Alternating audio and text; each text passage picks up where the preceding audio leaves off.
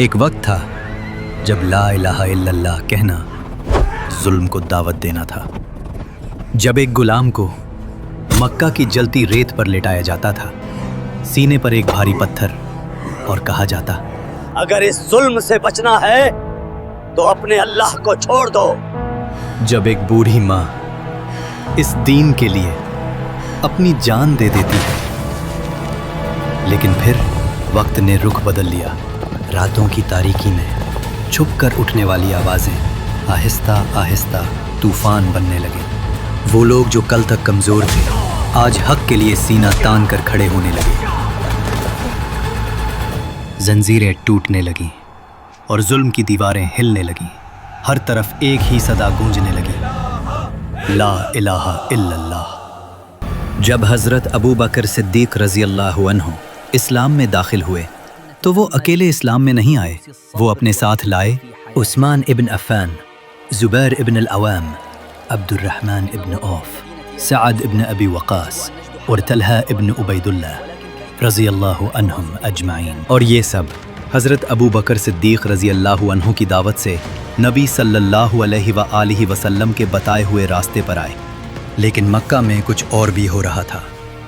قریش، وہ قبیلہ جو کعبہ کے رکھوالے تھے، وہ قبیلہ جس کا پورے عرب میں رعب تھا، وہ دیکھ رہے تھے کہ ایک کے بعد ایک ان کے لوگ محمد صلی اللہ علیہ وآلہ وسلم کی طرف جا رہے ہیں۔ ابو جہل، جس کا اصلی نام عمر ابن ہشام تھا، جسے نبی صلی اللہ علیہ وآلہ وسلم نے ابو جہل جہالت کا باپ کہا، اس نے فیصلہ کیا جو بھی اس دین میں داخل ہوگا اسے ایسی سزا دی جائے گی کہ باقی لوگ کبھی سوچیں گے بھی نہیں۔ اور پھر شروع ہوا اسلام کی تاریخ کا سب سے سخت دور۔ وہ لوگ جو سب سے زیادہ ستم کا نشانہ بنے، غلام، کمزور، یتیم۔ اگر ہم ابو بکر یا عثمان کو ہاتھ لگاتے تو ان کے قبیلے والے بغاوت کر دیتے، اسی لیے جو بے خاندان ہیں انہیں جتنا چاہو تڑپاؤ، کوئی پوچھنے والا نہیں۔ مکہ میں اب انسانیت نہیں، طاقت کا زور بولتا تھا، اور اسی اندھیرے میں ایک ایسا نام ابھرنے والا تھا جو زنجیروں سے بندھا تھا، لیکن اس کا دل آزاد ہو چکا تھا۔ ایک حبشی غلام، بلال ابن رباح رضی اللہ عنہ۔ آخر محمد کے پاس کون سا پیغام ہے جس نے تمہارے دل کو اتنا بدل دیا بلال؟ امیہ ابن خلف مکہ کے امیر لوگوں میں سے تھا، اور حضرت بلال رضی اللہ عنہ اس کی غلامی میں تھے۔ جب حضرت بلال رضی اللہ عنہ نے لا الہ الا اللہ کہا اور امیہ کا غصہ آسمان کو چھونے لگا، حضرت بلال رضی اللہ عنہ کو جلتی ریت پر لٹایا جاتا اور ان کو ظلم کا نشانہ بنایا جاتا تھا۔ لا الہ الا اللہ، یا اللہ میری مدد فرما۔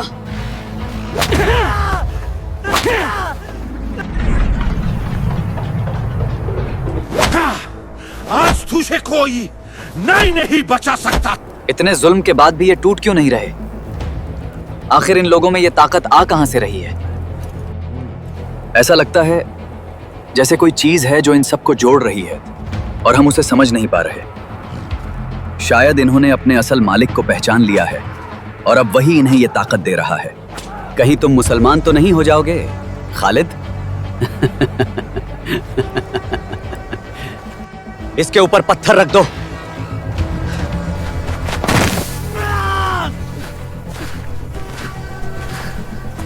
ظلم مکہ کی گلیوں میں پھیل چکا تھا۔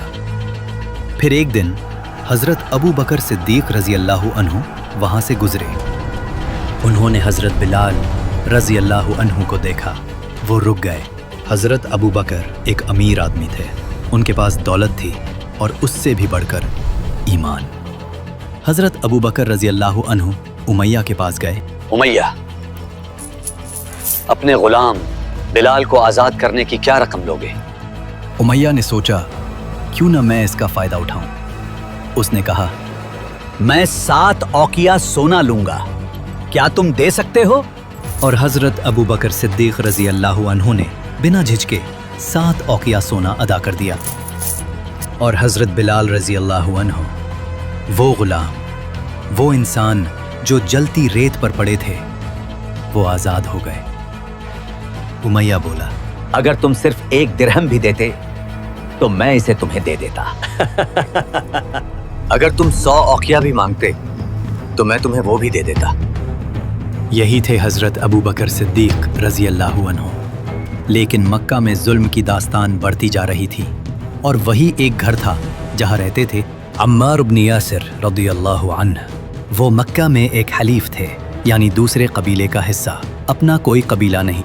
उनके वालिद यासिर इब्न आमिर रजी अल्लाहु अन्हु और उनकी वालिदा सुमैया बिन्त खयात रजी अल्लाहु अन्हा, ये पूरा घर इस्लाम में दाखिल हो गया।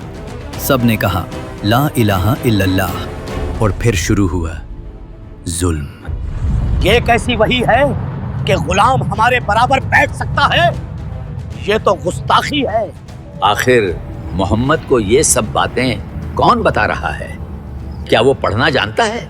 अल्लाह मोहम्मद पर वही नाजिल करता है और वो उसे उन लोगों से लिखवाते हैं जो लिख सकते हैं। और अगर अल्लाह की वो वही लिखने वाला इंसान लिखने में कोई गलती कर दे? तुम जिस चीज की बात कर रहे हो वो किसी इंसान का निजाम नहीं है। हम उस जात की बात कर रहे हैं जिसने पूरी कायनात को बिना किसी गलती के बना दिया। सूरज अपने वक्त पर निकलता है, चांद अपने निजाम पर चलता है, समंदर अपनी हद से नहीं गुजरता है, आसमान इतना मजबूत है कि बिना सुतून के खड़ा है, जमीन इतनी मुतवाजन है कि इंसान उस पर चल सकता है। जो रब ये सब कर सकता है वो अपनी ही मखलूक से अपनी ही वही को गलत कैसे लिखने दे सकता है? क्या मोहम्मद नहीं समझता कि काबा में रखे खुदा हर साल हमें कितना मुनाफा देते हैं?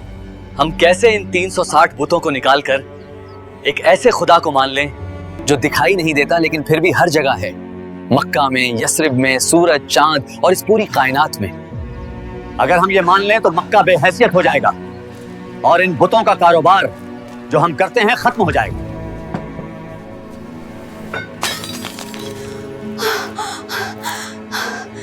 जो मिट्टी का खुदा खुद को नहीं बचा सका वो तुम्हें कैसे बचाएगा? रेगिस्तान में जिला दो इन गुस्ताख लोगों को। फिर उन सब को अजाब का निशाना बनाया गया। अबू जहल कहता, तुम लोग गुमराह हो चुके हो। दोपहर की गर्मी, जलती रेत, उन्हें मारा जाता, तड़पाया जाता। अबू जहल हजरत सुमैया रजी अल्लाहु अन्हा को कहता, अगर इस अजियत से बचना है तो मोहम्मद को छोड़ दो। हजरत सुमैया रजी अल्लाहु अन्हा ने इनकार किया और उसी लम्हे अबू जहल ने नेज़े से हजरत सुमैया रजी अल्लाहु अन्हा को शहीद कर दिया।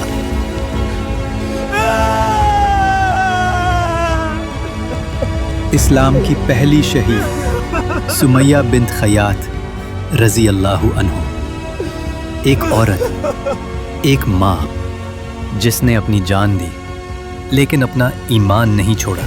यासिर इब्न आमिर रजी अल्लाहु अन्हु भी इसी दर्द में जान दे गए। इस्लाम के दूसरे शहीद और हज़रत अम्मार रजी अल्लाहु अन्हु, जो अपनी आँखों के सामने अपने माँ और बाप को शहीद होते देखते हैं, वो अकेले रह गए इस जुल्म के चलते। मुसलमानों को एक महफूज जगह की ज़रूरत थी जहां वो अपना दीन सीख सकें, अल्लाह की इबादत कर सकें। फिर एक जगह मुंतखब की गई, दारुल अरकम, जो सफ़ा पहाड़ी के करीब था। ये घर था अरकम इब्न अबी अल अरकम का, जो उस वक्त जवान सहाबी थे। यहाँ मुसलमान छुप कर जमा होते और यहीं पर कुरान की आयात नाजिल होती थी और रसूलुल्लाह सल्लल्लाहु अलैहि वसल्लम उन्हें सहाबा को सिखाते। ये जगह इस्लाम का पहला मरकज़ बन गई। कुरैश को इस जगह का इल्म न था, इसीलिए मुसलमान कुछ अरसे तक यहाँ अमन से तालीम लेते रहे। वक्त गुजरता रहा और मक्का में अब इस्लाम की बातें होना शुरू हो गईं। शायद यही असल पैगाम है, जहां न काले और गोरे का फर्क है, न अमीर और गरीब का। अब वक्त करीब आ रहा था जब मुसलमान अपनी पहली हिजरत का सफ़र शुरू करने वाले थे। मक्का के 2 ज़हीन और ताकतवर शख्स एक दूसरे के सामने खड़े थे, जाफ़र इब्न अबी तालिब और अम्र इब्न अल आस। और इस्लाम में वो हस्ती शामिल होने वाली थी जिसके ईमान से कुरैश का गुरूर हिलने वाला था और कुरैश अपनी सबसे बड़ी हार देखने वाला था। लाइक और सब्सक्राइब।